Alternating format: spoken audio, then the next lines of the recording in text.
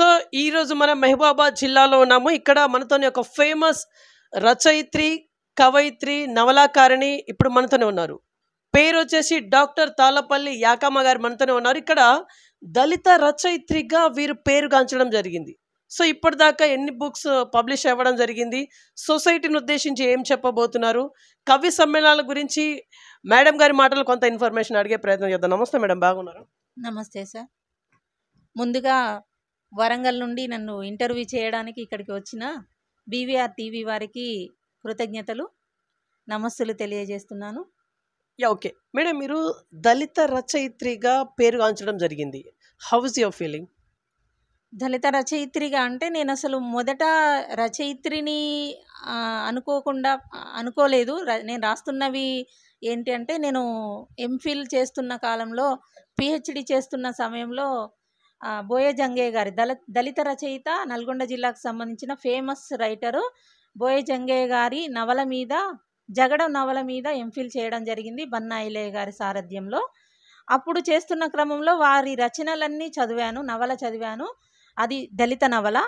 తర్వాత పిహెచ్డి చేస్తున్న క్రమంలో బోయ జంగయ్య గారి సాహిత్య అనుశీలన అనే టాపిక్ తీసుకున్నాను. అందులో భాగంగానే వారి రచనలన్నీ, బోయ జంగయ్య గారి రచనలన్నీ చదివాను.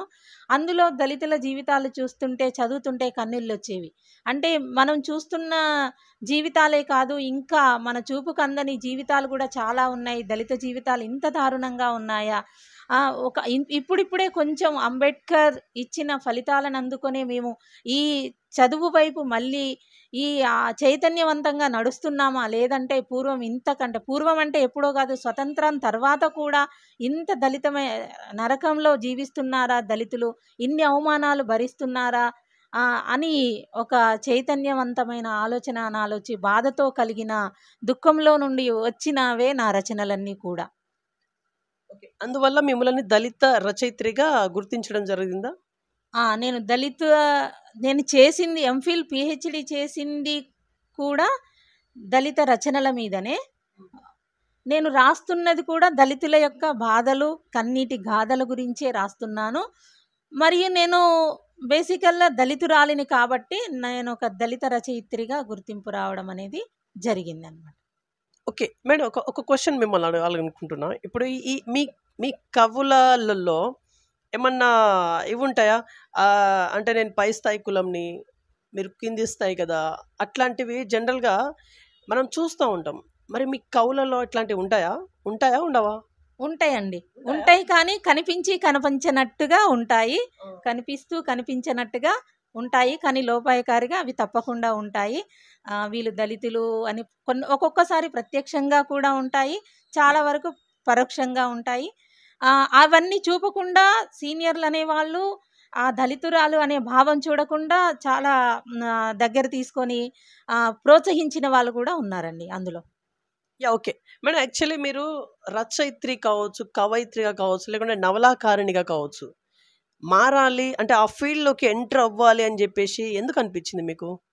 ఇదే అండి, జీవితాలు చదివాను కదా, దళితుల యొక్క జీవితాలు చదివిన తర్వాత నేను చూసినవి కొన్ని, నేను నా పుస్తకాలలో చదివినవి కొన్ని, అంటే నేను వారి జంగయ్య గారి రచనలు చదివినవి కొన్ని చూసిన తర్వాత, మా జీవితాలు అంటే ఎలా ఉంటాయి, జీవితాల్లో నుండే రచనలు వస్తాయి కాబట్టి ఇవి సమాజానికి తెలియజేయాలి. ఆ బాధలను గాథలను తెలియజేయడమే కాదు, వాటికి పరిష్కార మార్గాలను కూడా చూపెట్టాలి నా రచనల ద్వారా.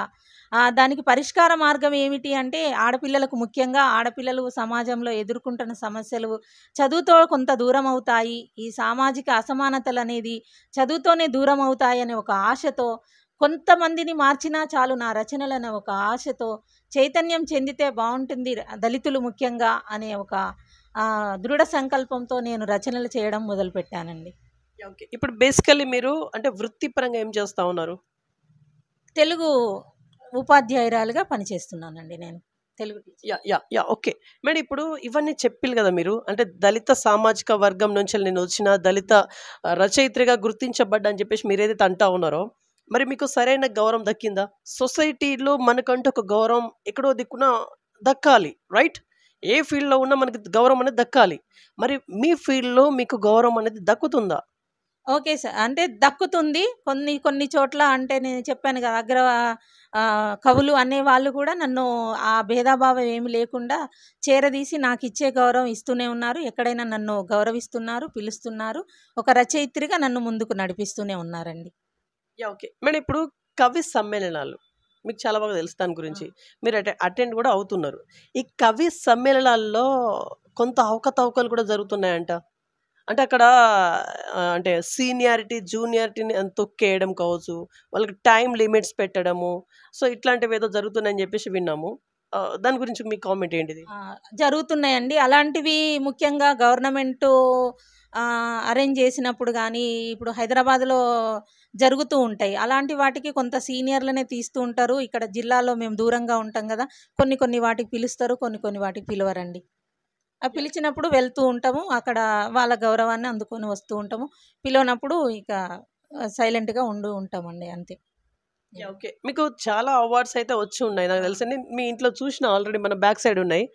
ఇవన్నీ అవార్డ్స్‌లలో మీకు పేరు ప్రతిష్టలని తీసుకొచ్చినటువంటి అవార్డ్ ఒక్కటి ఏదైనా ఉందా? ఉందండి. నాకు తెలంగాణ గవర్నమెంటు ఉమెన్స్ వాళ్ళిచ్చారు. ఆహ్, అది చాలా గౌరవాన్ని తీసుకొచ్చింది. అంతకంటే ముందు మన ఆహ్, అంపశయ్య నవీన్ లిటరరీ ట్రస్ట్ వాళ్ళు నా నవలకిచ్చారు. నవలకి ద్వితీయ బహుమతి వచ్చింది. అది కూడా నాకు చాలా సంతృప్తినిచ్చింది. మళ్ళీ ఇక్కడ మొన్న కూడా ఒక అవార్డొచ్చిందండి. నందివాడ భీమారావు అవార్డొచ్చిందండి. ఆ తర్వాత కేంద్ర సాహిత్య అకాడమీ ఢిల్లీ వారిది ఆహ్వానం మేరకు మార్చి 10న ఢిల్లీ వెళ్ళి అక్కడ కూడా కవి సమ్మేళనంలో పాల్గొని నా కవితలు వినిపించడం జరిగింది. వాళ్ళు దానికి ఆహ్, మంచి ఆదరణ లభించింది నాకు. మంచి ప్రోత్సాహం కూడా లభించింది. అక్కడ అన్ని భాషల వారి మన్ననలు అందుకోవడం కూడా జరిగింది. అది చాలా సంతోషాన్నిచ్చిందండి. యాహ్! ఓకే. ఇప్పుడు మీరు ఒక 7 బుక్స్ అయితే పబ్లిష్ అయినాయి. మీరు రాసినటువంటి 7 పుస్తకాలు. మరి ఇప్పుడు ఉన్నాయి మీ చేతిలో ఇవేనా? ఇవే. యెస్. ఓకే. ఇందులో నుంచెల్లి ఒక్కొక్కటి ఇప్పుడు ప్రేక్షకుల ముందు ఏమన్నా చదివి వినిపించగలరా? వినిపిస్తానండి.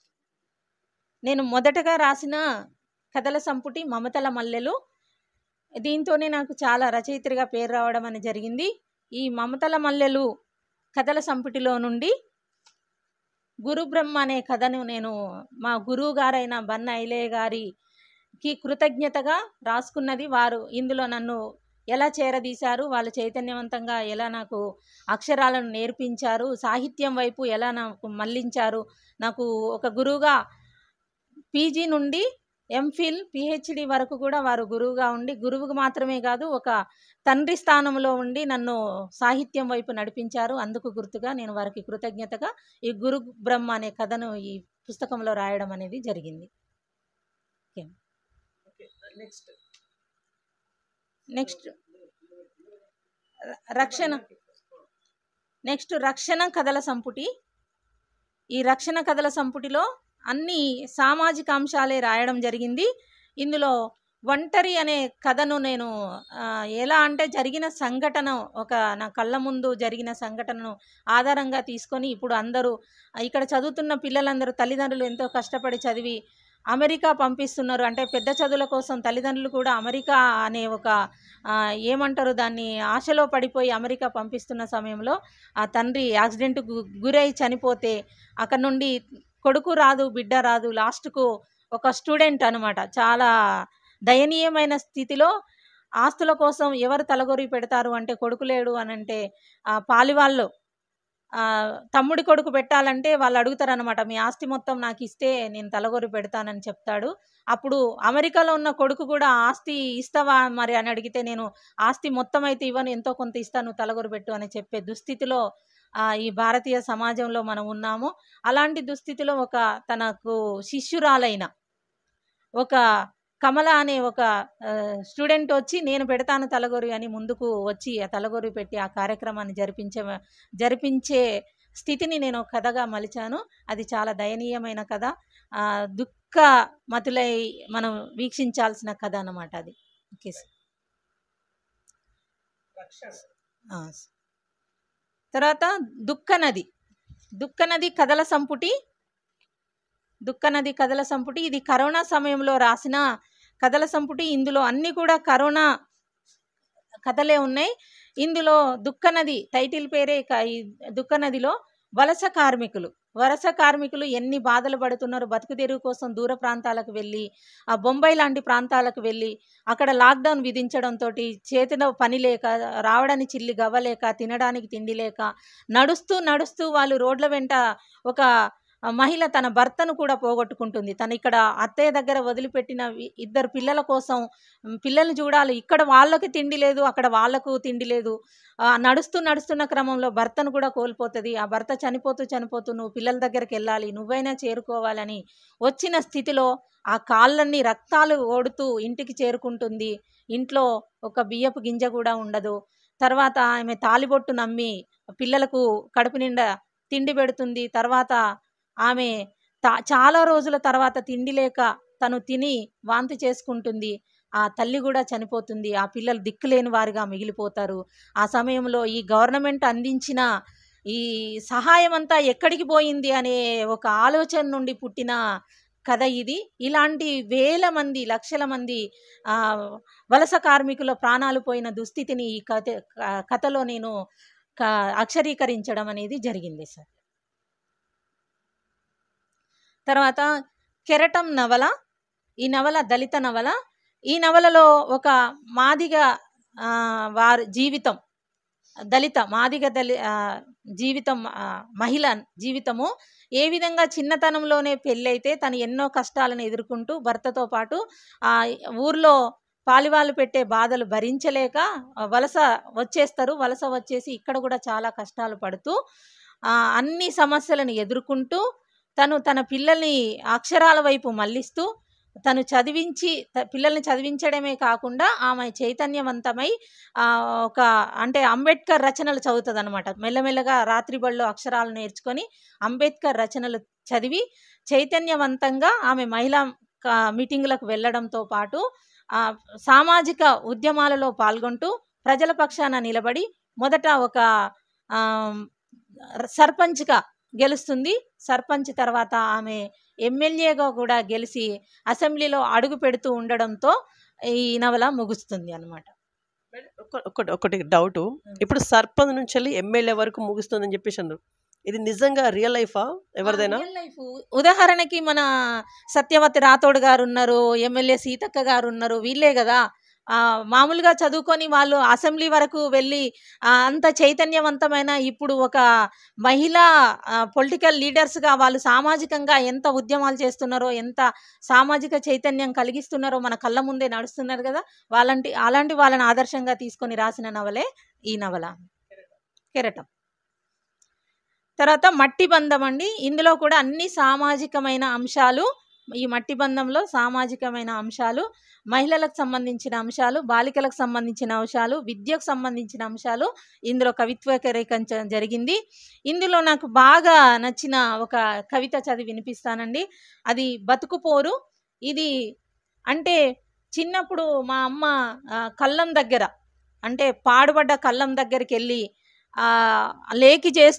లేకి అంటే చాలామంది తెలిసి ఉండదు, అది చేస్తూ మమ్మల్ని పోషించింది. అందులో నుండి, ఆ బాధలో నుండి, ఆ జ్ఞాపకంలో నుండి రాసుకున్న కవిత ఇది. నేను పొద్దు పొడవంగా అమ్మ చాట చీపురు నెత్తినేసుకొని జీవన రూకల కోసం పయనం, పాతకల్లాలు ఎతికిపట్టి బండెడు పొల్లు తూర్పాలబట్టి చారెడి గింజలు దొరకబడుతుంది. కన్నుగుట్టిన సూర్యుడు మబ్బుల వలువలు విడిసి నిప్పులు చెరుగుతూ దాడికి దిగుతాడు. చింపుల చీర కొంగును తలపై ఆయుధంగా మలచి బాణుడితో పొద్దంతా యుద్ధం చేస్తుంది. అలసిన అరుణోదయం భయంతో పడమటి కొండల్లోకి జారుకుంటది.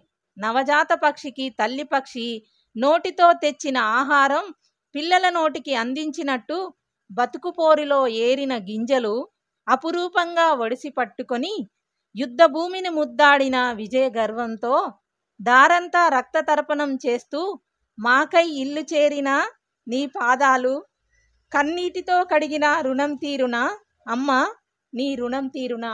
ఇది మా అమ్మ చేసిన కష్టానికి నా కళ్ళ ముందు కదిలాడిన జీవితమే ఈ కవితా రూపంలో నేను రాసుకున్నాను. అది అండి.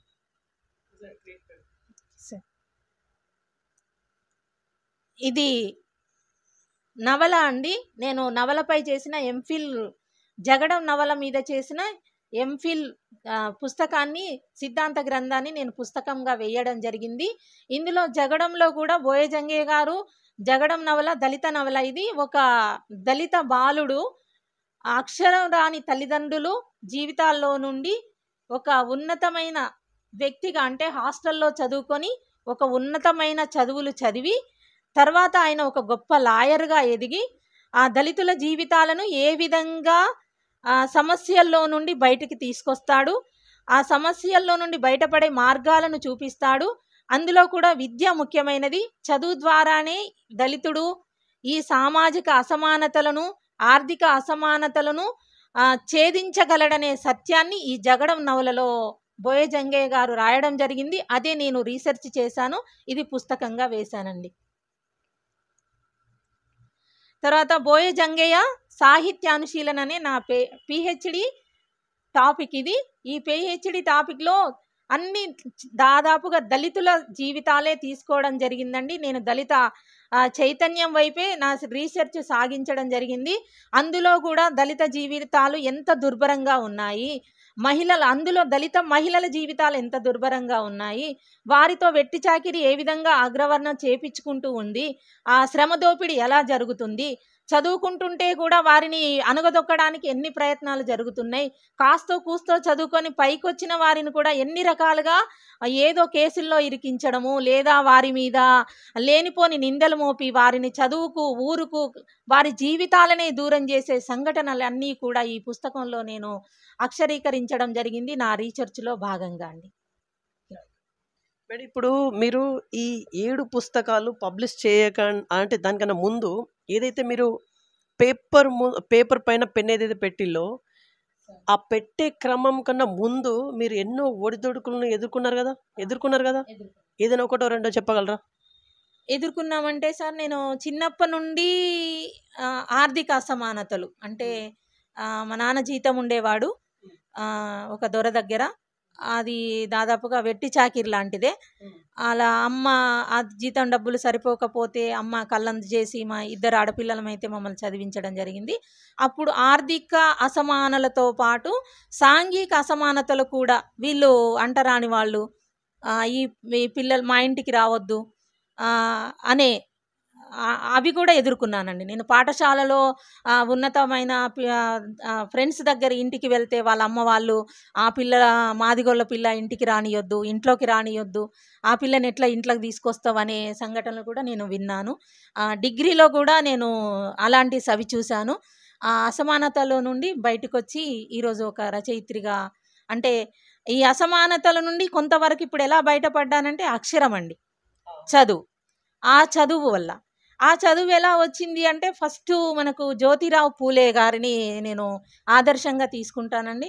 జ్యోతిరావు పూలే గారు వారి భార్యను చదివించడం వల్ల, సావిత్రిబాయి పూలే గారు చదవడం వల్ల, ఆ జ్యోతిబా పూలే దళితులకు కూడా బాలికలకు పాఠశాలలు ఏర్పాటు చేయడం వల్ల ఆ దళితుల అమ్మాయిలు కూడా చదువుకోవడం జరిగింది. అందులో భాగంగానే నేను ఇప్పుడు వారు ఇచ్చిన దారినే అనుకుంటా నేను, ఎందుకంటే వారు చూపించిన దారిలోనే నేను నా భర్త చదివించడం, పెళ్ళైన తర్వాత చాలా ఒడిదుడుకులను, ఆర్థిక ఇబ్బందులను ఇద్దరం ఎదుర్కొంటూ ఆ చదువు కొనసాగించడం వల్ల ఈరోజు కొంత అసమానత తగ్గించుకోగలిగాము. ఈరోజు నా కూతురు MBBS చదివించుకోగలిగాను, బాబు బీటెక్ చేస్తున్నాడు. ఇంకా ఇలాగే మాలాగే చాలామంది దళితులు ముందుకు రావాలి, చదివించుకోవాలి వాళ్ళ పిల్లలను. ఆర్థిక అసమానతల నుండి, సామాజిక అసమానతల నుండి బయటపడాలని నా తాపత్రయం వల్ల ఈ రచనలు చేస్తున్నానండి. ఓకే మేడం, ఇప్పుడు అసమానతలు ఇప్పటికీ ఉన్నాయని చెప్పేసి మీరు అంటున్నారు. స్టిల్ నౌ ఇప్పటికీ మీరు ఫేస్ చేస్తూ ఉన్నారా? ఇప్పటికీ అంటే మీరు మీ కవులలో కావచ్చు, ఇంకా బయట కావచ్చు, వాట్ ఎవర్, ఇప్పటికీ మీరు 1-2 ఫేస్ చేసినటువంటి ఏమైనా ఉన్నాయా? ఇప్పటికీ చెప్పండి, 1-2 చేశానండి. ఎట్లా అంటే నేను స్టార్టింగ్లో రాస్తున్నప్పుడు కవి సమ్మేళనాలు జరిగినప్పుడు వెళ్ళినప్పుడు ఈమె PhD చేసిందా, వీళ్ళకి ఏమొచ్చు అసలు, ఈ దళితులు ఇప్పుడిప్పుడే ఏదో చదువుకొని ఏదో ఒకటి రాసి మేము రచయితలమని వస్తూ ఉంటారు, మా అంతా వీళ్ళు రాయగలుగుతారా, సాహిత్యం ఉందా వీళ్ళ దగ్గర అని అన్న సందర్భాలు ఉన్నాయండి. అలాంటి సందర్భాల్లో ఎదుర్కొని బాధపడడం జరిగింది. అప్పుడు మళ్ళీ మా గురువుగారు బన్న ఐలయ్య గారు చెప్పారు, "అమ్మా, ఏదున్నా నువ్వు ప్రత్యక్షంగా ఎవరి మీద ఇలా అన్నారు అని బాధపడొద్దు, కన్నీరు పెట్టొద్దు. నీ రచనల ద్వారానే నువ్వేందో నిరూపించుకో. దళితులకు సాహిత్యం తెలుసా? వారు రాయగలరా అని వారి అన్నదానికి నీ సమాధానం నీ రచనలే కావాలి" అని చెప్పారు. నా గురువుగారి మాట ప్రకారం నేను నా రచనలతోటే రాస్తూ వస్తున్నాను. ఇప్పుడు వాళ్ళే అంటూ ఉంటారు మళ్ళీ, ఈ మహబూబాబాద్లో రచయిత్రి అంటే యాకమ్మ గారి పేరే వినిపిస్తుంది, మీరు బాగా రాస్తున్నారండి. ఒకప్పుడు వాళ్ళు ఆ విధంగా అసమానతలకు గురి చేసిన వాళ్ళే ఇప్పుడు నన్ను పిలిచి గౌరవించడం అనేది జరుగుతుందండి. ఓకే. మరి ఇప్పుడు అప్పటి కల్చర్కి ఇప్పటి కల్చర్కి చాలా డిఫరెన్స్ అయితే వచ్చింది. ఓకే. కానీ ఇప్పటి కల్చర్ ఇంకా మారాల్సినటువంటి అవసరం ఉంది అనే కోణంలో మీకు ఏమైనా అనిపించిందా? ఒక రచయిత్రిగా కావచ్చు, నవలాకారిణిగా కావచ్చు, లేకుంటే ఇంకో రకంగా కావచ్చు. కల్చరు అంటే అండి, ఇప్పుడు యువతకు నేను ఇచ్చేదైతే ఒకటే అండి. యువత ఏంటి అంటే సెల్ ఫోన్లకు బాగా అడిక్ట్ అయిపోయి పుస్తకాలు చదవడం అనేది మానేశారు. సాహిత్యం చదవడం అనేది మానేశారు. కొంతవరకు చదువుతున్నారు. కానీ యువత ముఖ్యంగా మా దళితుల్లో చూసుకున్నట్టయితే 10వ తరగతి కొద్ది మంది మాత్రమే హయ్యర్ స్టడీస్కి వెళ్తున్నారు. చాలామంది 10th class, inter, minimum degree వరకు ఆపేస్తున్నారు. ఈ సెల్ ఫోన్లకు అడిక్ట్ అయిపోవడం ఒక వ్యక్తి అయితే, ఆర్థిక కారణాలు కూడా ఇంకా వారిని వీడలేదండి. ఆర్థిక అసమానతలు, ఆర్థిక లేమిడి వల్ల కూడా వాళ్ళు ఆటో డ్రైవర్స్గా మారిపోవడం, చిన్న చిన్న పనులలో చేరిపోవడం, పై చదువులు చదవలేకపోతున్నారు. కొందరు ఆర్థిక వనరులు లేక కొందరైతే, కొందరు ఈ సెల్ ఫోన్లకు అడిక్ట్ అయిపోయి వేరు వేరే వ్యసనాలకు అడిక్ట్ అయిపోయి కూడా వాళ్ళు ఉన్నత చదువులు చదవలేకపోతున్నారండి. అది చాలా బాధాకరంగా అనిపిస్తుంది. వాటర్ ఏమైనా తాగుతారా? సార్ వాటర్ ఇవ్వండి, ఇవ్వండి, ఇవ్వండి, అక్కడే ఉండండి మీరు.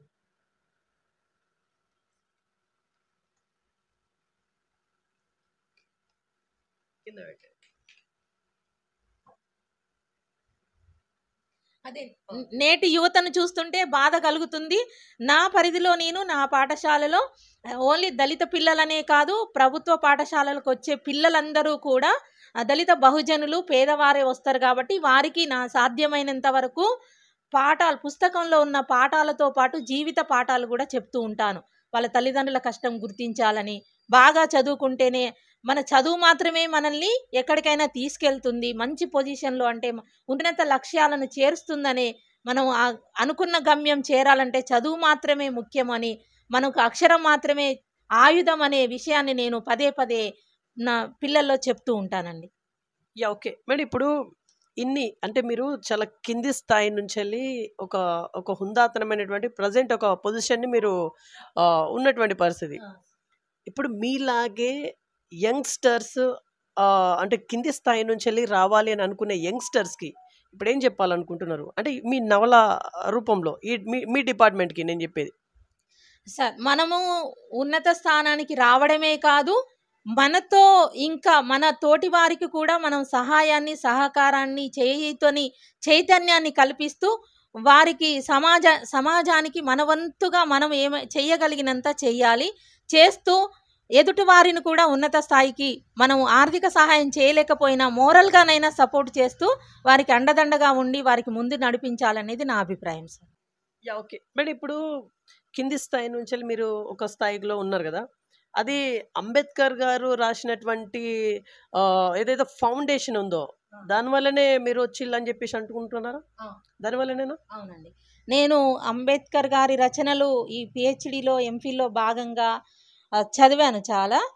నిజ జీవితంలో కూడా వారి ఆలోచన విధానము ఆచరించాలి.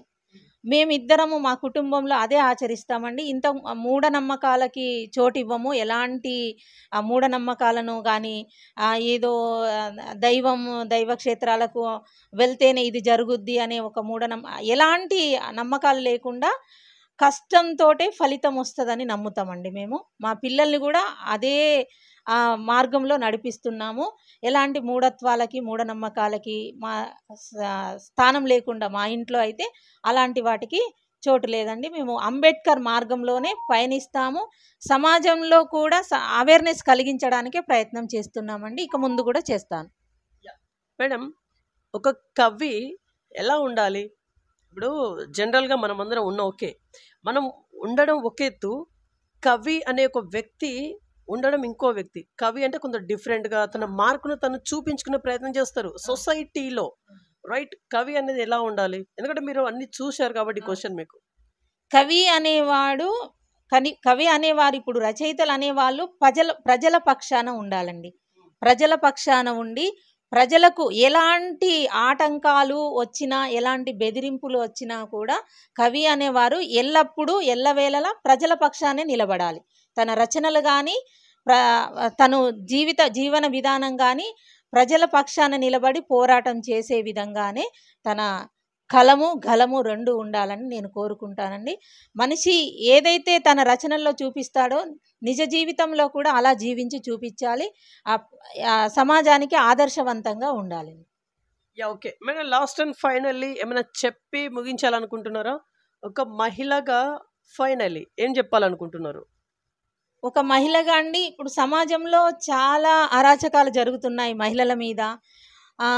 ఎలాంటి స్పందనలు అంటే శిక్షలు కొన్నిటికి పడుతున్నాయి, కొన్నిటికి దానికి రాజకీయ పలుకుబడి కావచ్చు, ఆర్థిక పలుకుబడిని ఉపయోగించి దళితుల మీదగా ఎక్కువ జరుగుతున్నాయి. దళిత బాలికల మీద, దళిత మహిళల మీద, సామాజికంగా బలహీనుల మీదే ఎక్కువగా అత్యాచారాలు అఘాయిత్యాలు జరుగుతున్నాయి. అవన్నిటినీ కూడా రూపుమాపాలి అంటే ముందుగా సమాజంలో మార్పు రావాలండి. ఆడపిల్లల్ని ఆ దృష్టితో చూడడం అంటే చెడుగా చూడడం అనేది రూపుమాపిపోతేనే, అది సామాజికంగా వాళ్ళు చైతన్యవంతమైతేనే ఇవన్నీ రూపుమాపుతాయి.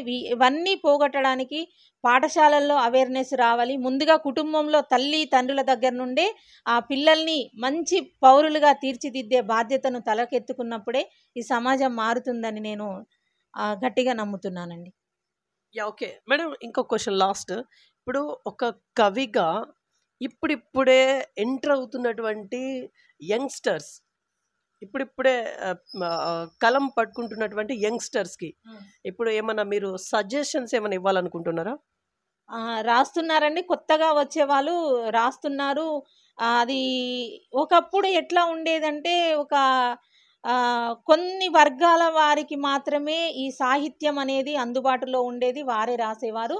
ఇప్పుడు అలా కాకుండా ఈ సాహిత్యం అనేది సామాజికం అయిపోయిందండి. సామాజికంగా వారి జీవితాల్లో నుండి వస్తుంది.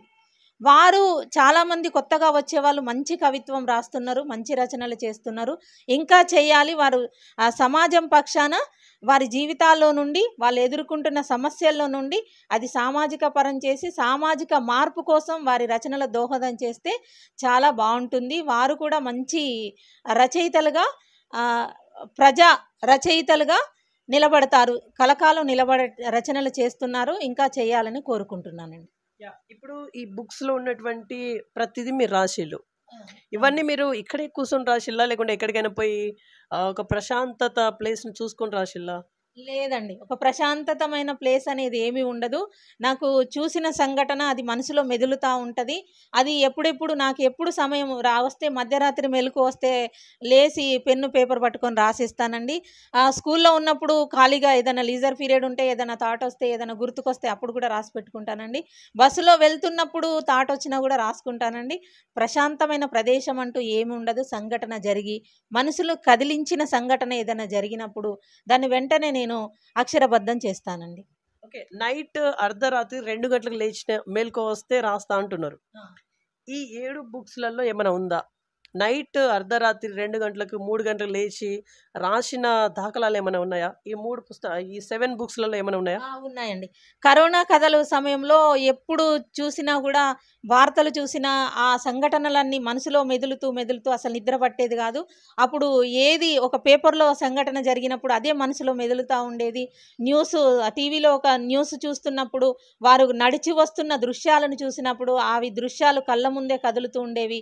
రక్తాలు ఓడుతున్న ఆ పాదాలను చూసినప్పుడు ఆ కన్నీళ్లు ఉబికి వచ్చి రాచిన సంఘటనలు చాలా ఉన్నాయండి. ఆ కథలు అలా వచ్చినాయి, కరోనా కథలు, దుఃఖనది. ఇప్పుడు 7 బుక్స్ ఉన్నాయి కదా, నెక్స్ట్ మీ 8th బుక్ అది ఏ రకంగా ఉండబోతుంది? ఎప్పుడు రిలీజ్ కాబోతుంది? ఇప్పటికేమైనా దానికి ప్లానింగ్స్ ఏమైనా ఉన్నాయా? ఉన్నాయండి. ఇంకా 20 కథల దాకా అన్ని పేపర్లలో, పుస్తకాలలో ముద్రితమైనవే ఉన్నాయి. అదొక సంకలనంగా తీసుకురావాలని ఆలోచనలో ఉన్నాను. తర్వాత ఒకటి త్వరలో వ్యాస సంపుటి ఒకటి నేను వివిధ యూనివర్సిటీలలో జాతీయ, అంతర్జాతీయ సదస్సులలో సమర్పించిన వ్యాసాలన్నీ కూడా ఒక పుస్తకంగా తేవాలని ఆలోచనలో ఉన్నానండి. అది త్వరలో వ్యాస సంపుటి ముందు తీసుకురావాలని త్వరలో ఆవిష్కరణ జరుగుతుందని ఆశిస్తున్నానండి. ఒక కవిగా, అందులోనూ దళిత కవిగా మీ మహబూబాబాద్ ప్రజానికానికి ఇప్పుడు ఏమైనా చెప్పాలనుకుంటున్నారా? దళిత కవిగా అంటే అండి, సమాజంలో దళిత వెనుకబడిన వర్గాల వారు ఎన్ని కష్టాలు వచ్చినా తమ పిల్లల్ని చదివిస్తూ మూఢనమ్మకాలకు దూరంగా ఉంటూ వారు చేసిన కష్టాన్ని వృధా ఖర్చులకు పోకుండా వారి ఆర్థిక అభివృద్ధి కోసం ఖర్చు పెట్టుకొని వారి కుటుంబాన్ని అభివృద్ధి చేసుకుంటూ వాళ్ళ పిల్లల్ని ఉన్నత చదువులు చదివించినట్టయితే అన్ని రకాలుగా సామాజికంగా ఉన్నతంగా ఎదిగే అవకాశం ఉంది. కాబట్టి ఆ రకంగా నేను సజెషన్ అయితే ఇస్తున్నానండి. Madam, last and final question. ఇప్పుడు కవులకి రకరకాల పేర్లతోనే సంబోధిస్తూ ఉంటారు. విశ్వకవి, ప్రకృతి కవి, అభ్యుదయ కవి, ఇంట్లో ఇంకా చాలా పేర్లు ఉన్నాయి, నాకు గుర్తుకు రావట్లేదు. మిమ్మల్ని ఏ పేరుతో సంబోధిస్తారు?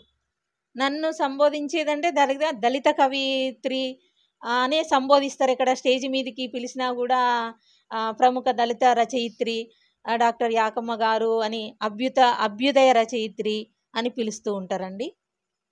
ఇప్పటి వరకైతే అలా పిలుస్తూ ఉంటారు, దళిత అభ్యుదయ. ఓకే, యాక్చువల్లీ ఇదే లాస్ట్ క్వశ్చన్. ఒక కవిగా ఇంకా మీరు ఏం సాధించాలనుకుంటున్నారు? యాక్చువల్లీ మీ ఆశయాలు ఏంటిది? ఆశయాలంటే అండి, సామాజికంగా మార్పే నేను కోరుకునేదల్లా. సమాజంలో మార్పు రావాలి, యువతలో కానీ, సామాజికంగా దళితులలో కానీ, మహిళలలో కానీ చదువుకు ఇంపార్టెన్స్ ఇచ్చి ఆ చదువు ద్వారానే తమ తలరాతలు మా రాత ఇంతే అని సరిపెట్టుకోకుండా, అంటే ఎలా అంటే ఇప్పుడు చీకట్లో కూర్చొని ఆ చీకటిని తిట్టుకుంటూ కూర్చోవడం కంటే ఆ చీకట్లో ఒక చిరు దీపాన్ని వెలిగించుకొని మన జీవితాల్లో కూడా వెలుగులు నింపుకోవాలనే చైతన్యవంతమైన ఒక ఆలోచనతో మనం ఆలోచించాలి, మన జీవితాలు బాగు చేసుకోవాలి అనే ఒక సజెషన్ అయితే నేను ఇస్తానండి. రైట్. సో ఇది ఇవాల్టి ఇన్ఫర్మేషన్. చూస్తున్నాను BVR TV news. Until then bye, take care.